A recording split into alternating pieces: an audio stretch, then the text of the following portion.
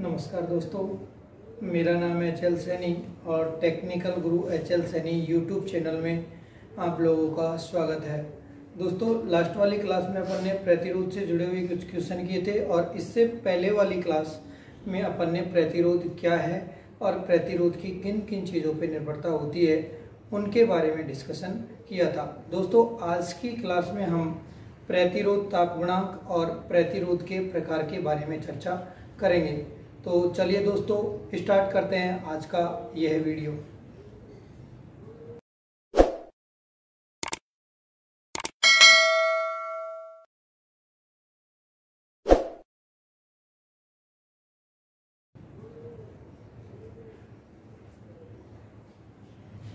दोस्तों, जो अपन ने कल वाली क्लास है उसमें जो चर्चा की थी वो किसके बारे में की थी?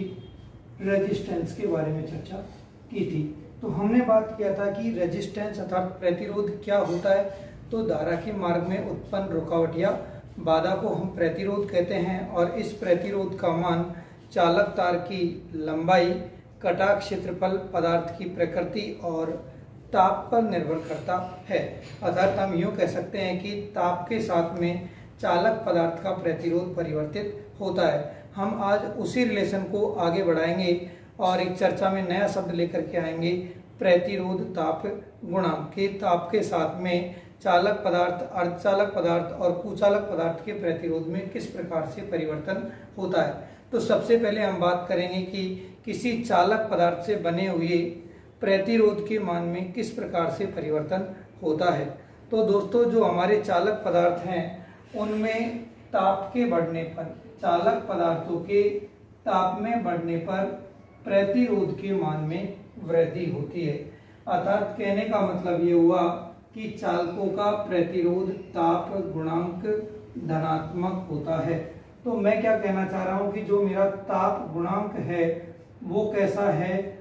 धनात्मक। क्या नाम बोला मैंने? प्रतिरोध ताप गुणांक को धनात्मक बताया चालकों के लिए। अर्थात चालकों के ताप में वृद्धि होने पर उनके प्रतिरोध में वृद्धि होती है क्योंकि उनका प्रतिरोध ताप गुणांक धनात्मक होता है। तो दोस्तों, मैं पहले ये बताना चाहूंगा कि मान लो मेरे पास में कोई चालक तार है, उसका 0 डिग्री सेल्सियस पे प्रतिरोध कुछ और है और जैसे ही मैं ताप को बढ़ाकर 10 डिग्री या 20 डिग्री करता हूं तो उसका प्रतिरोध परिवर्तित होता है। तो अब मैं बताऊंगा कि अलग ताप पर प्रतिरोध का मान कैसे ज्ञात करें।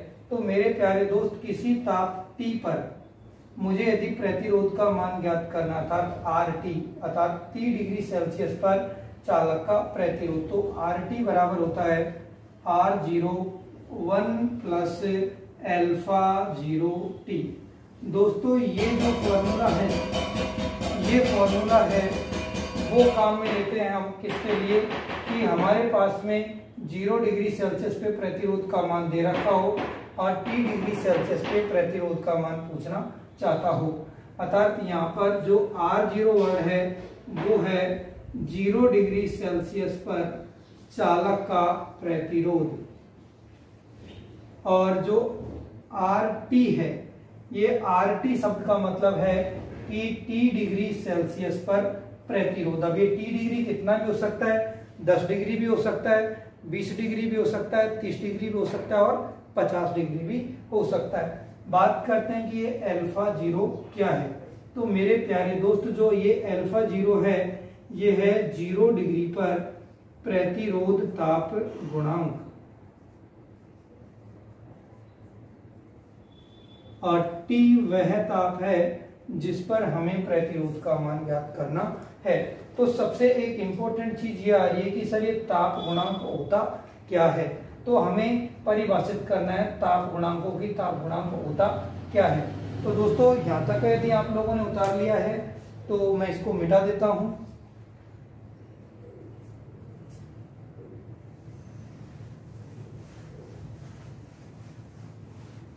देखिए, जो हमारे पास में फॉर्मूला है वो क्या है कि RT बराबर R01 प्लस अल्फा 0T। मेरे दोस्त, यदि मैं R0 को 1 से गुणा करूंगा तो R0, फिर किसका चिन्ह दोस्तों? प्लस का। अब R0 को इस संख्या से गुणा करूंगा तो मेरे पास में आएगा R0 अल्फा 0 t, अर्थात RT का मान मुझे कुछ ये प्राप्त हो रहा है। तो ऐसे लिख सकता हूं क्या कि RT बराबर है R0 अल्फा 0 t। यदि मुझे यहां से अल्फा 0 का मान ज्ञात करना होगा तो इस संख्या को इस तरफ लेके आऊंगा, तो ये क्या हो जाएगा RT, और ये संख्या इस तरफ जाएगी तो किसकी हो जाएगी माइनस की, तो ये हो गया RT माइनस R0 बराबर में क्या बच रहा है दोस्तों R0 अल्फा 0 t। मुझे यदि अल्फा 0 का मान ज्ञात करना है तो R0 और t का क्या लगाना पड़ेगा, भाग लगाना पड़ेगा। तो मैं कुछ इस प्रकार से ही तो करूंगा कि RT माइनस R0 बटे में क्या हो जाएगा R0 t। तो ये अल्फा 0 क्या है 0 डिग्री सेल्सियस पर प्रतिरोध ताप गुणांक का मान है। मुझे बताओ यदि ये 10 ओम है और यदि ये 5 ओम है तो घटेगा तो कुछ मान ही प्राप्त होगा कि नहीं होगा, और ये जो मान है हमें किसमें प्राप्त होगा ओम में। अरे मैं बोलूं कि मुझे 20 किलो में से 10 किलो घटाना है तो 10 किलो आएगा कि नहीं आएगा, संख्या घटती है कि मात्रा घटता है, केवल संख्या ही तो घटती है। ऐसे ही नीचे क्या है मेरे पास में प्रतिरोध, तो इस प्रतिरोध का मात्रक क्या होगा दोस्तों ओम होगा, और ये क्या है ताप, और यदि ताप के SI मात्रक की बात करेंगे तो केल्विन, और एक जो जनरल दैनिक जीवन में काम में लेते हैं तो वो क्या होता है डिग्री सेल्सियस। तो प्रतिरोध ताप गुणांक का जो मात्रक होगा वो क्या आएगा ओम बटे में ओम डिग्री सेल्सियस। दोस्तों एक बार ऑप्शन में DMRC ने ये लिख दिया था तो बच्चे सोचे कि हमने तो ऐसा कोई मात्रक कभी पढ़ा ही नहीं है।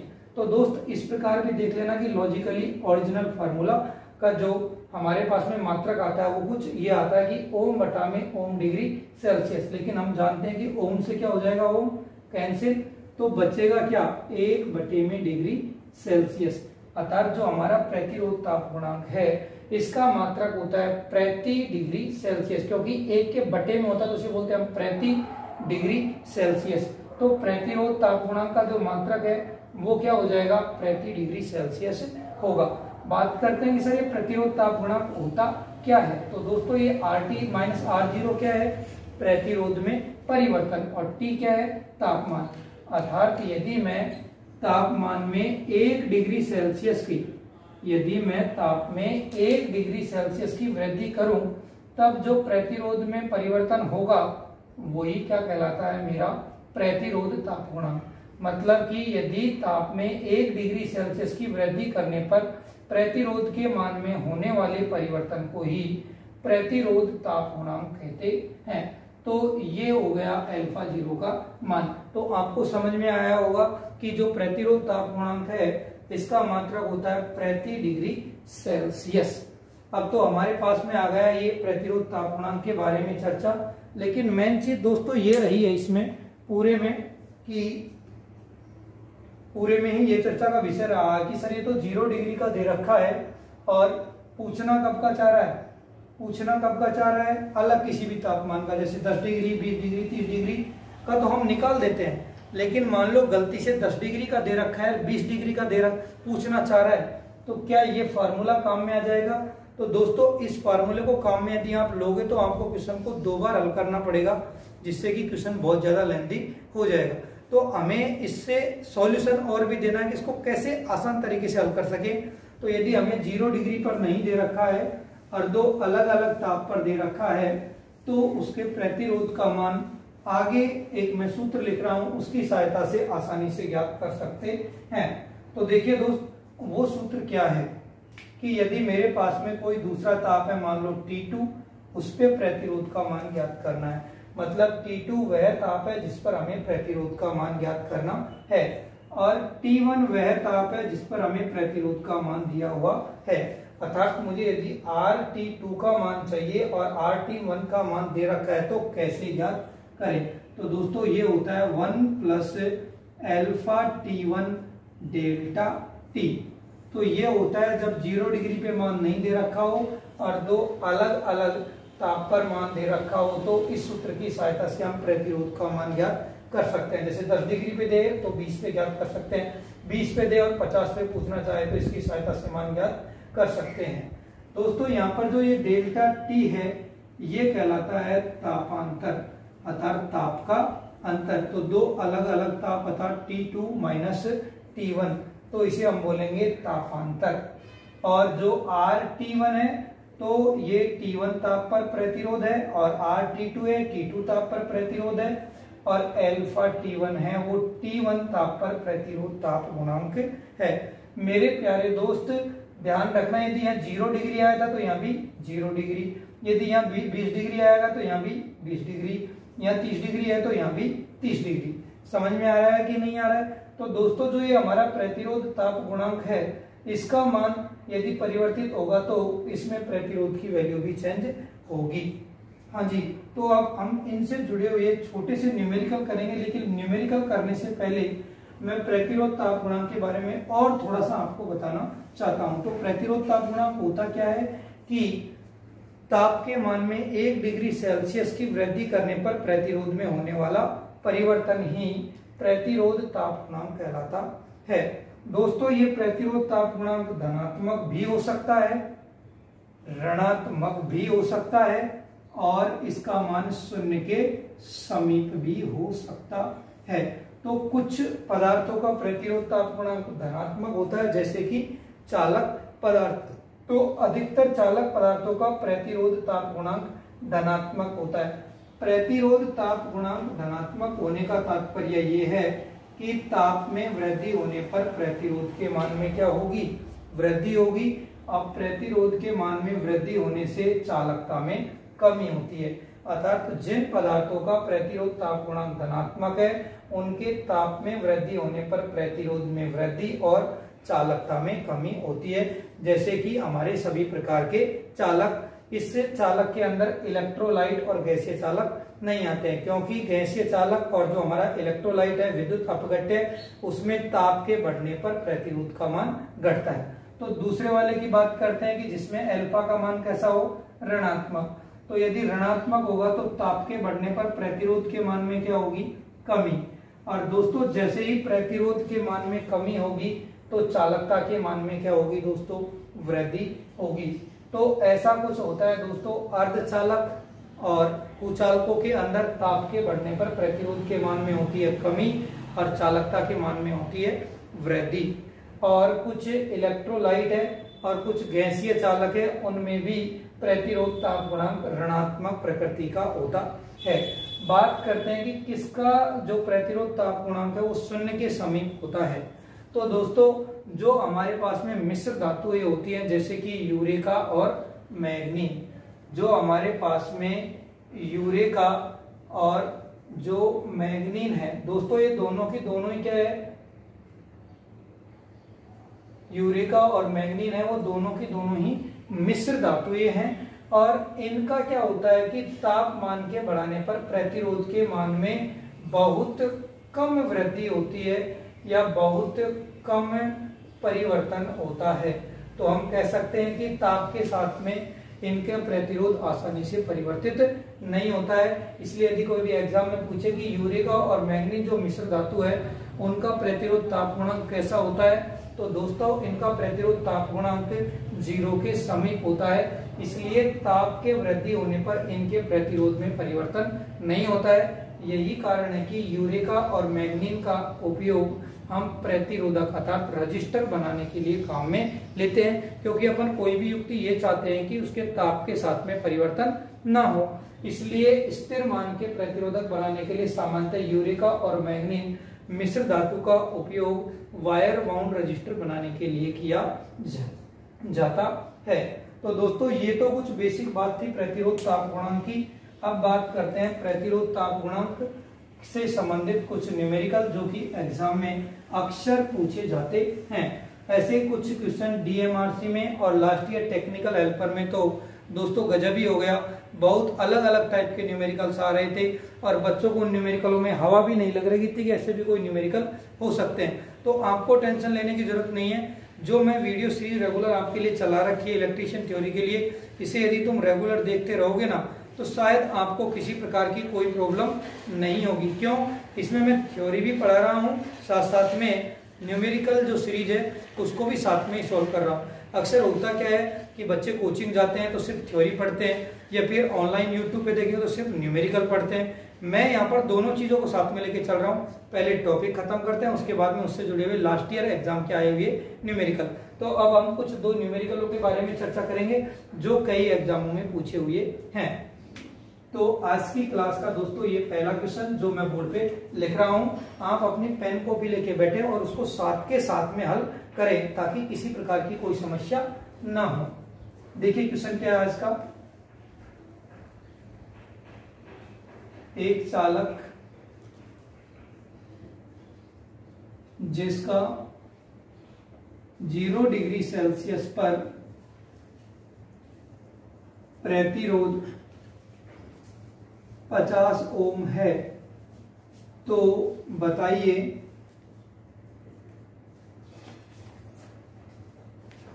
20 डिग्री सेल्सियस पर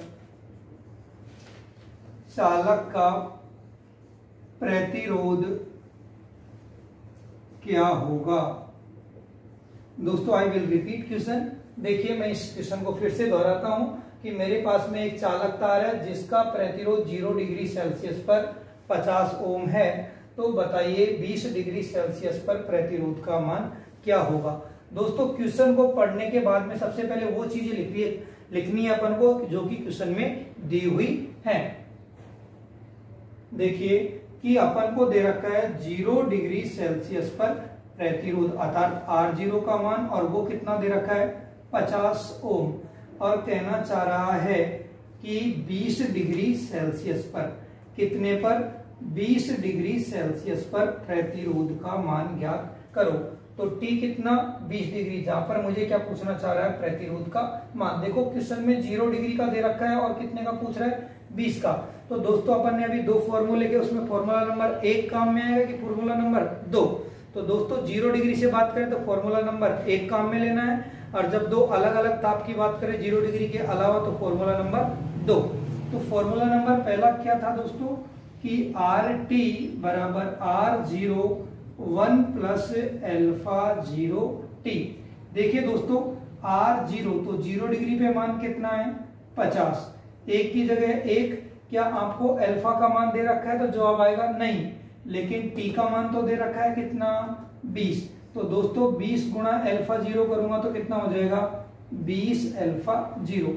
क्वेश्चन ने अपन को कहीं पर भी प्रतिरोध ताप गुणांक के बारे में चर्चा नहीं किया था, अल्फा 0 का अल्फा 0 ही रखना है। यदि मान देता तो अपन इसकी जगह मान उठा करके रख देते। हाँ जी, तो देखिए दोस्तों 50 को 1 से गुणा करूंगा तो 50, और 50 गुणा 20 करूंगा तो कितना आएगा प्यारे दोस्तों 1000 अल्फा 0। कहने का मतलब T का मान कितना है 20 डिग्री, तो 20 डिग्री पे प्रतिरोध कितना आएगा दोस्तों 50 प्लस 1000 अल्फा 0।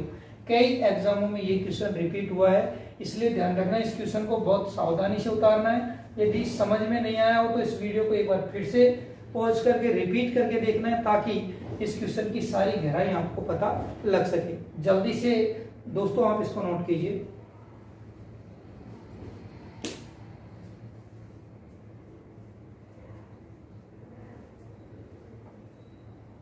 ठीक है, आप लोगों ने उतार लिया होगा ऐसा मैं आशा करता हूं।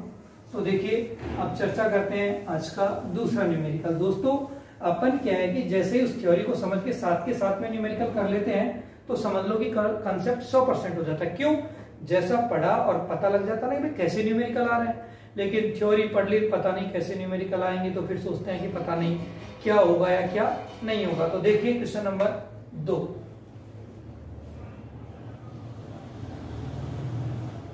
एक चालक तार का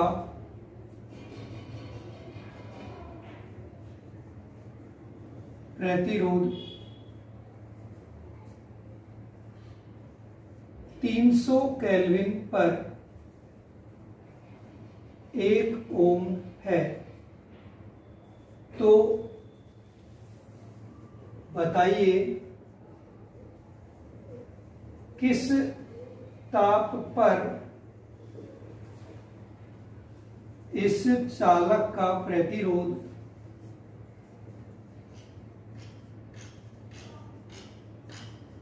2 ओम हो जाएगा।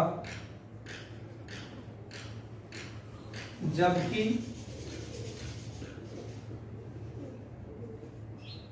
प्रतिरोध ताप गुणांक 300 केल्विन पर 0.004 प्रति केल्विन है। क्वेश्चन है कि चालक तार का प्रतिरोध 300 केल्विन पर कितना है, 1 ओम, और बात करना चाह रहा है कि उसका किस ताप पर प्रतिरोध कितना हो जाएगा, 2 ओम, जबकि 300 केल्विन पर प्रतिरोध ताप गुणांक कितना दे रखा है, 0.004 प्रति केल्विन। ध्यान रखना दोस्तों, देखो यहाँ ताप केल्विन में दे रखा है और प्रतिरोध ताप गुणांक प्रति डिग्री केल्विन में। तो यहाँ केल्विन में जब ताप को मापते हैं तो डिग्री शब्द काम में नहीं लेते हैं। तो कहीं पर भी यहाँ पर 0 डिग्री की चर्चा की है क्या, तो जवाब आएगा नहीं।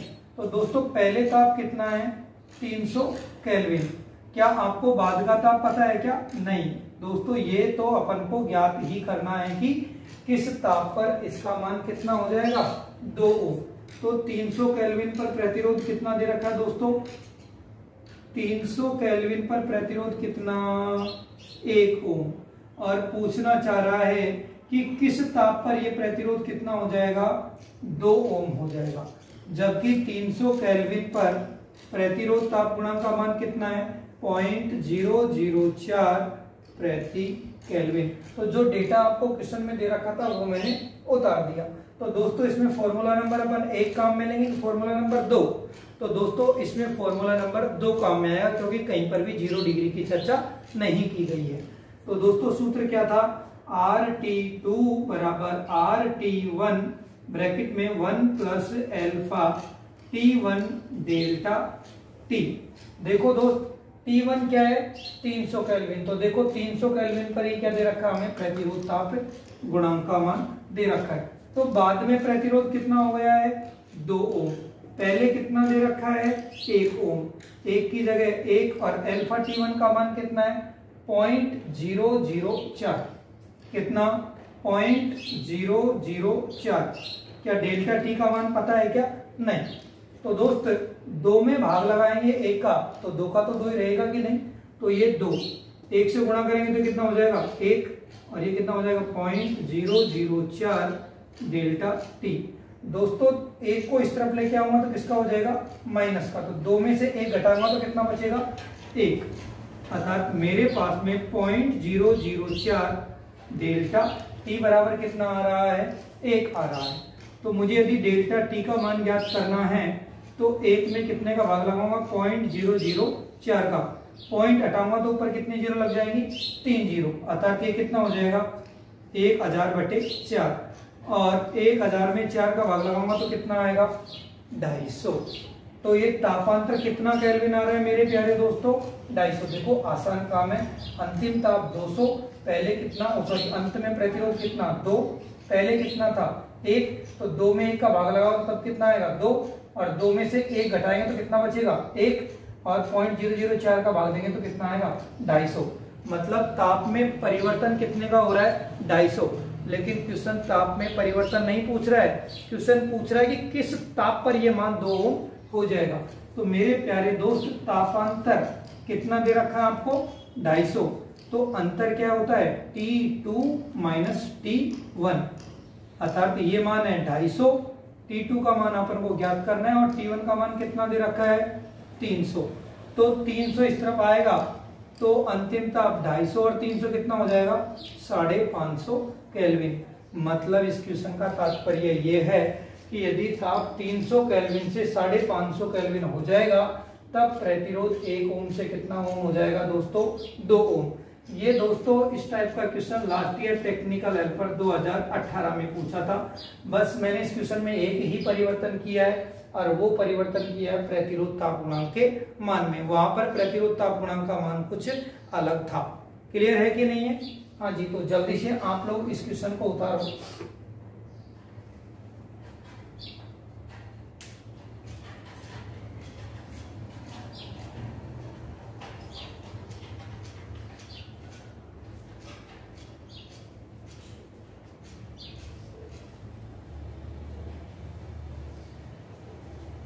तो दोस्तों आप लोगों ने शायद एक क्वेश्चन नोट कर लिया होगा।